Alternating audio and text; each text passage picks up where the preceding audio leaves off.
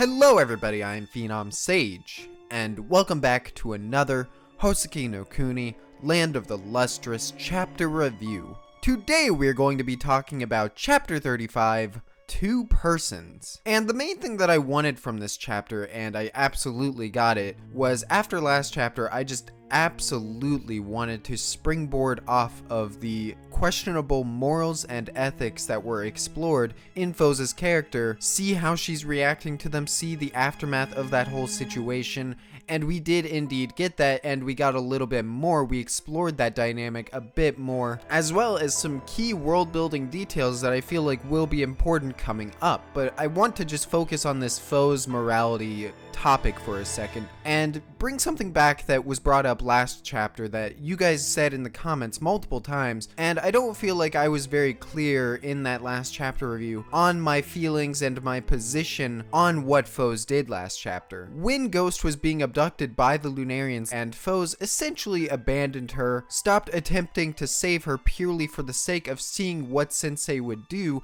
see what his powers are, and just seeing if he would save Ghost at all. It's an incredible scene, and I do think it showcases how far Phos has come in terms of what she's willing to do in order to get answers. However, I agree with a lot of you that this act was likely an unconscious decision. I do not think that Phos intentionally made some kind of choice in that moment to let Ghost get kidnapped, taken by the Lunarians. I don't think she wants to see that happen at all. Rather, it's in this moment that she was unconsciously swept up in what Sensei was doing, his powers, his abilities, what he was willing to do to save Ghost, that she ended up dropping everything just to watch him, which in the process just so happened to condemn Ghost. The most prominent example I can give to this happening before in the story is when Phos wakes everyone up from hibernation. This is post-winter, and when Rutiel asks Phos about Cinnabar, Phos momentarily has a lapse in memory and doesn't even think to realize who Cinnabar is. And contrary to my confusion during that scene, it wasn't that Phos had just straight up forgotten about Cinnabar or like had some kind of mind wipe. Rather, Phos is once again so caught up in her own life and her own problems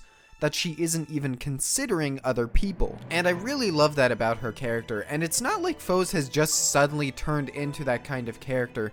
Even going way back to the very beginning, Phos has always been this kind of person who gets so focused on one thing, one objective, that she ends up missing the bigger picture in a lot of moments. And of course now I think that she's a lot more selfish, especially when we look at what she's about to do at the end of this chapter, but she has always had that sense of tunnel vision, always looking at one thing for so long that sometimes she ends up completely disregarding other things. But thankfully by the end of this chapter, despite Phos really hesitating and thinking about dragging Ghost into this entire situation, she decides against it. I was so worried. If you watch that reaction, I said multiple times, I was like, don't you dare, Phos, don't you dare bring someone as innocent and pure as Ghost into this whole mess. And while you could definitely tell that Phos was thinking about it, in the end she decided not to, and I am happy about that. At least Phos hasn't stooped down to that level yet. Keyword being yet, because while Phos doesn't decide to drag Ghost into this whole situation, by the end of this chapter we can already see that she has plans to drag someone else into it, and I'll save my thoughts for that at the end, but it is very weird. One thing I love about this scene, and I've loved this about the whole manga, but it's just beautifully showcased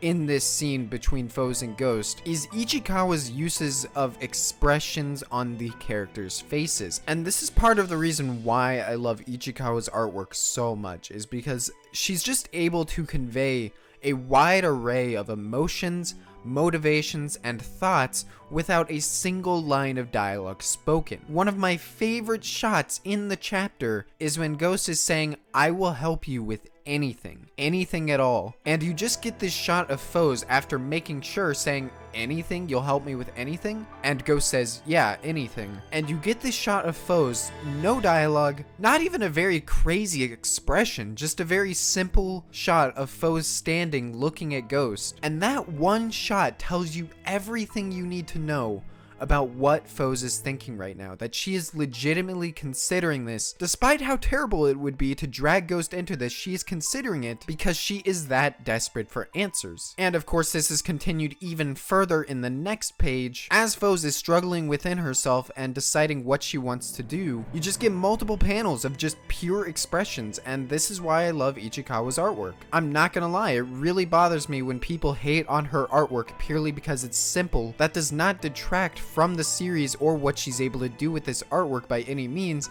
In fact, I feel like her simplistic style lends itself to these characters being so expressive and being able to communicate what they're feeling without any dialogue. Another thing that I love about this scene from a design standpoint and an artistic standpoint is the way that Ichikawa uses black and white backgrounds to represent some kind of duality between our characters. And most obviously, you could say that it represents Ghost's alter ego and what we learn about her character here, tying back into the chapter title Two Persons. But even more than that, and tying back into the Two Persons title, I think the duality of black and white here is symbolizing the character differences between Ghost and Phos. Ghost's purity and innocence is just so juxtaposed to Phos, who has become almost corrupted and selfish by the time we reach the end of this chapter, and it's just a really cool way of contrasting these two characters that might not seem so different on the outside, but have many different things going on with them emotionally, psychologically, and morally. Let's talk about Ghost's alter ego that we learned about in this chapter, and when I saw this and when we learn about it, my immediate thought jumped to Alexandrite and how we saw that she kind of has a dual personality as well. As we know, when she sees a Lunarian, there's a chance that her other alter ego will come out and start doing her own thing. But with Ghost, I struggle to call this an alter ego at all, and when I start observing and analyzing it, it starts to feel very different from Alexandrite. For one, and most obviously, Ghost does not change form in any capacity. It is the same design to the point where last chapter, this other self of Ghost actually came out and we didn't even realize it. The way it's handled here almost makes me think of a split personality disorder in a way, as we learn that the Ghost from last chapter was the one that wanted to save Lapis at all costs. I would assume that this Ghost, while wanting to save Lapis, probably wouldn't go to the extremes, to the lengths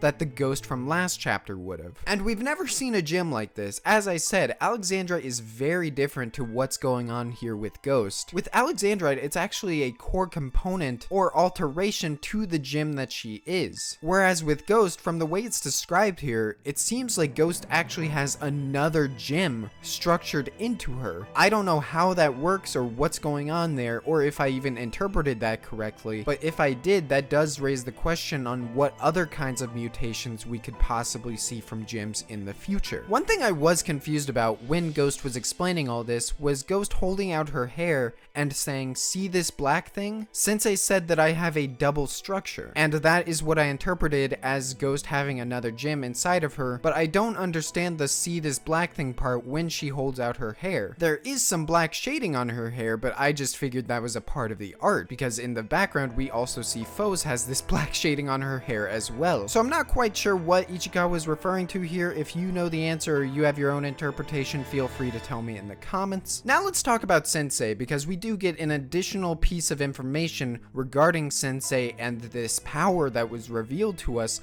last chapter with him using his own fragments as a weapon. Apparently, Sensei is actually able to regenerate his gym by will. He does not need the shards that he's used to put them back. He can just casually, well, maybe not casually, but he can regenerate the gems that he uses. Now, there's not much I can say about this at this point in time. I can only speculate on what kind of gem Sensei is made out of. Obviously, he's made out of adamant, but why is he able to regenerate that? Will that actually be a plot point on how he got that ability? Or are we just gonna go with the fact that it's Sensei and he has regen abilities, which I'm okay with. I don't really necessarily need a reason for why he has that ability, but I am very curious. But unfortunately, this regeneration ability does wipe out out all of my previous theories about him losing his memories over time, unless he still is losing his memories and the regenerated gems is kind of like a clean slate. I don't know. I feel like the fact that he can regen means that he doesn't necessarily lose his memories by attacking with his shards. There is an interesting comment right after he regens about him being sleepy, and this goes back into what I was saying last chapter about his demeanor, his aloof behavior being a product of losing his memories over time. Maybe he's just naturally like that, but his comment after this scene makes me think that maybe it's this power, this regeneration power, that is actually taking just so much out of him. We can tell that it's clearly very painful, that he is perpetually tired, and that would be the explanation for his behavior all the time, always being kind of distant, very slothful in a way. I just want to bring up some final details before we get into the last point I want to cover. For one, the old war diary. Again, I don't have much to say about this except speculation. Who was it written by? What purpose will it serve? Was the jellyfish story all we're gonna get out of that thing? Or is the author actually something important to the overarching narrative? And we get some more details about Lapis. Luckily, Phos' amnesia is a proper vessel to explain us, the audience, who Lapis is. And we learn that Lapis is actually incredibly smart, and she memorized the entire book collection in the library when she was still on the planet. Due to her being the previous librarian, that makes sense, but it is interesting that she is extremely intelligent, possibly even the smartest gem out of the cast. Now let's get into this final point I want to make. At the end of the chapter, we see Phos just messing around, walking on stones, thinking to herself, commenting on how she doesn't want to bring Ghost into this whole situation. This is a job for her and her alone. And she trips on a stone and falls into the water and comes to a realization. She thinks about the concept of work, new work, and that's when it dawns on her. A new job that she had promised to someone long ago. And as we've discussed before, Phos uses this premise of new work, uses this promise to Cinnabar as an excuse to gain her as an ally. And this is where we're starting to get into Phos' use of manipulation and unethical decisions to get what she wants. And unlike last chapter, this time it's actually intentional. It's a conscious decision that she's making because she's desperate to have somebody there with her. I just find it really funny that right after the scene where Phos is saying, I need to handle this alone, this is my job, my responsibility alone, she immediately thinks of Cinnabar and says, oh, new work, I can finally get someone else on here. And that's interesting to me because it's weird that Phos is willing to do this to Cinnabar to wrap her in this whole mess, but not Ghost. You would think it would be the other way around. You would think Cinnabar would be too important to her to get involved in this, but Ghost, she doesn't know enough and doesn't care. And my only guess for this is maybe it's because she trusts Cinnabar more. Either way, I think next chapter is the chapter where they take that Phos-Cinnabar confrontation